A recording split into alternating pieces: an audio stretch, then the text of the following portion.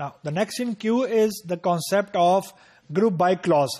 So, अभी तक हमने select देख लिया, from देख लिया, where देख लिया, और हमने ये देख लिया ग्रुप फंक्शंस क्या होते हैं.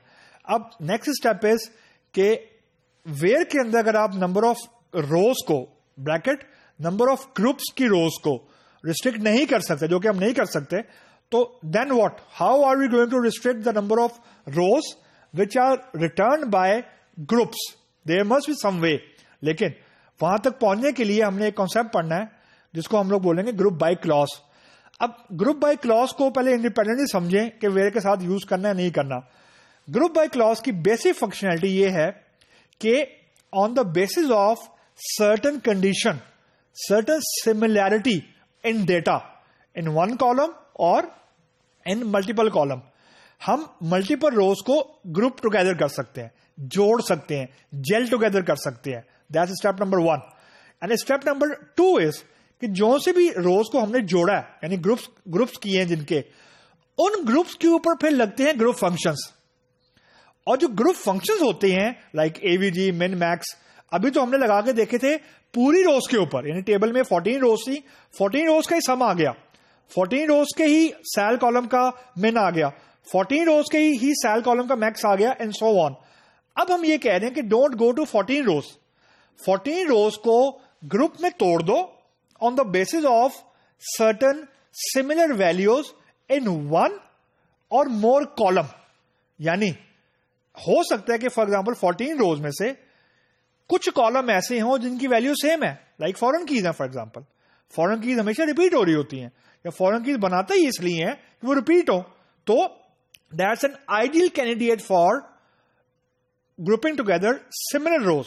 या यूं कह लें कि नेम सेम है फॉर एग्जाम्पल, तो अगर सिमिलर नेम को ग्रुप करना चाह रहे हैं तो for that you need to use group by clause. So the point which I am trying to establish is के group by clause enable you to group multiple rows on the basis of some similar value or some common value. That is step number 1.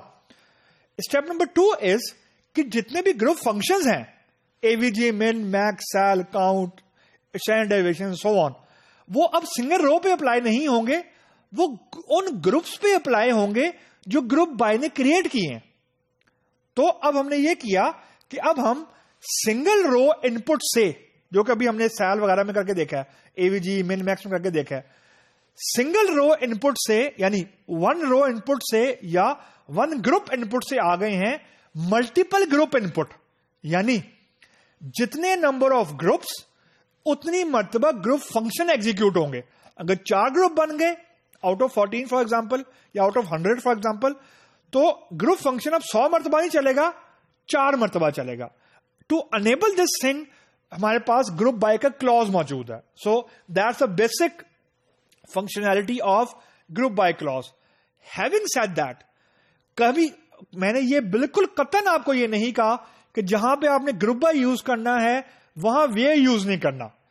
Where and group by they can be use independently anywhere without any clash. फर्क सिर्फ यह है कि where में group function use नहीं करना और group by के अंदर आपने कोई एक या एक से ज्यादा कॉलम देना है जो कि आपको जिसकी बेसिस के ऊपर ग्रुपिंग होगी. That's point number 1. And the second point very important, जो कि अमूमन ओवररूल हो जाता है या ओवरलुक हो जाता है, जिस कॉलम की बेसिस के ऊपर आपने ग्रुपिंग की है, for example department number, let's suppose department number अमूमन हमारे केस के अंदर फॉरेन की है क्योंकि वो रिपीट हो रहा है, क्योंकि एक डिपार्टमेंट में मल्टीपल एम्प्लॉयज हैं, तो you will have repetition of department 10, 10, 20, 10, 20, 30 and so on. जिस ग्रुप की बेसिस, जिस कॉलम की बेसिस के ऊपर आपने ग्रुप्स यूज किए हैं, सिर्फ वही कॉलम सिलेक्ट के बाद डिस्प्ले के लिए आप यूज कर सकते हैं. मतलब अभी हम इसको इंप्लीमेंट करके भी देखेंगे.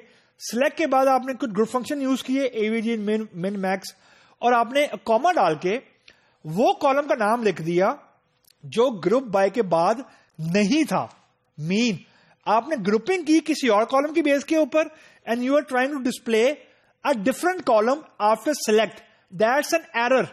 रीजन, जो रो या जो कॉलम आप डिस्प्ले करने की कोशिश कर रहे हैं वो सिंगल रो है, यानी उसकी बेसिस पे ग्रुप नहीं बना हुआ, तो सिंगल रो कॉलम कभी भी डिस्प्ले नहीं होगा versus when you are grouping on the basis of multiple rows. So the point जो आपने याद रखना है वो ये रखना है कि जो कॉलम या कॉलम्स आपने ग्रुप बाय के बाद लिखे हैं, सिर्फ उन्हीं कॉलम में से कोई एक या एक से ज्यादा कॉलम आप सिलेक्ट के बाद लिख सकते हैं for display, otherwise it will display an error.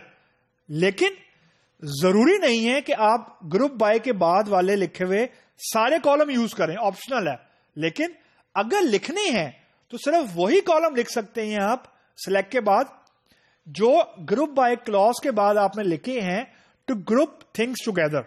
And the last point, अगर आप ये कहते हैं कि मैंने ग्रुप बाय के बाद जो कॉलम लिखा है उसमें से एक या एक से ज्यादा कॉलम मैंने डिस्प्ले करवाना है, यानी उसकी वैल्यू डिस्प्ले करवानी है, तो वो आप ग्रुप बाय फंक्शन के बगैर भी करवा सकते हैं. यानी we can have a valid query without average, sum, min, max, count, just the column name.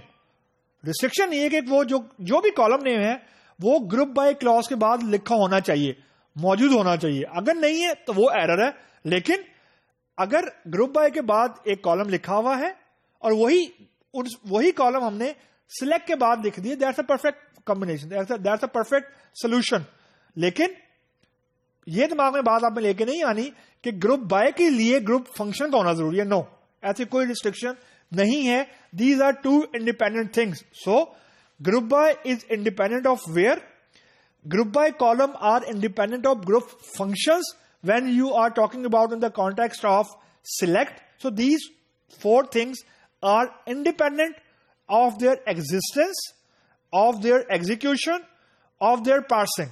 The only common thing is कि where deal कर रहा है सिंगल रो को और ग्रुप बाय डील कर रहा है ग्रुप ऑफ रोज को, जिसको हम at the end of the day groups कह रहे हैं.